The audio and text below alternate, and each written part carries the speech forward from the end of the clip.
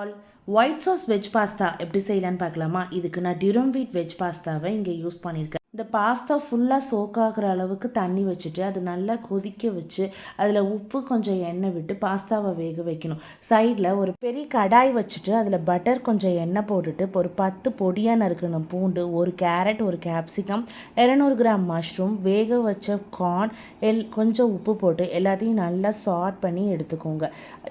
அதே கடாய் கொஞ்சம் பட்டர் போட்டுட்டு 1 கப் மைதா இல்லை கோதுமை மாவு, நான் இங்கே கோதுமை மாவு யூஸ் பண்ணியிருக்கேன், அதை நல்லா ரோஸ்ட் பண்ணிவிட்டு அது கூட காய்ச்சி ஆற வச்ச 2 கப் பால் ஆட் பண்ணியிருக்கேன். கட்டி விழுகாமல் இருக்கிறதுக்கு நம்ம ஸ்டவ்வை ஆஃப் பண்ணிவிட்டு பாலை ஆட் பண்ணோன்னா கட்டி எல்லாம் இல்லாமல் நல்லா மிக்ஸ் ஆகிடும். இப்போ இது கூட cheese, chilli flakes, pepper powder and pasta mix கொஞ்சம் ஆட் பண்ணிக்கிட்டு அதை நல்லா மிக்ஸ் பண்ணிவிட்டு நம்ம வேக வச்சுருக்க பாஸ்தாவை அதோட தண்ணியோடையே ஆட் பண்ணிக்கணும். பாஸ்தா குக்கிங் டைம் அந்த பேக்கெட்லேயே போட்டிருப்பாங்க, இல்லைனா ஒரு 12 மினிட்ஸ் ஆகும் நம்ம பாஸ்தா குக் ஆகிறது. பாஸ்தாவை தண்ணியோட ஆட் பண்ணுறதுனால அது 2 to 3 hours க்ரீமியாகவே இருக்கும், இல்லைனா அது ரொம்ப ஒரு திக்கான கன்சிஸ்டன்சிக்கு மாறிடும்.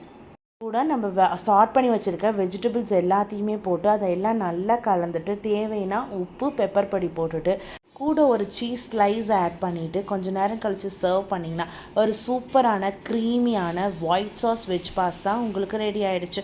இந்த வீடியோ உங்களுக்கு பிடிச்சிருந்தால் லைக் பண்ணுங்கள், ஃப்ரெண்ட்ஸ் அண்ட் ஃபேமிலி கூட ஷேர் பண்ணுங்கள். சாரா பைட்ஸ் சேனலை சப்ஸ்கிரைப் பண்ணிக்கோங்க. தேங்க்ஸ் ஃபார் வாட்சிங். Have a nice day. இந்த நாள் இனிய நாளாக அமையட்டும்.